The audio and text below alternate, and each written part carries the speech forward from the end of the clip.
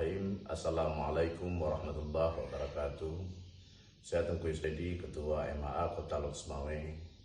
Dengan ini menghimbau dan mengharapkan kepada seluruh masyarakat, khususnya Kota Loksmawe, hendaknya kita dalam keadaan sekarang ini, baik itu masalah COVID yang belum selesai di negeri kita, dan juga hal-hal yang lain, supaya masyarakat lebih cermat dalam mensikapi semua permasalahan yang berkembang di tengah masyarakat.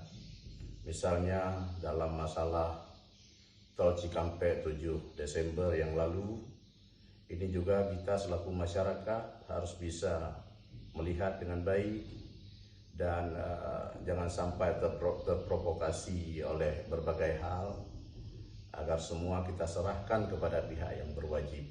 Mudah-mudahan aparat penegak hukum dapat menyelesaikan semua permasalahan di negeri ini dengan baik, sesuai topoksinya masing-masing, agar Allah Subhanahu wa Ta'ala senantiasa memberikan kemakmuran, kebahagiaan, ketentraman di negeri kita ini. Hadanallahu wa iyyakum ajma'in. Assalamualaikum warahmatullahi wabarakatuh.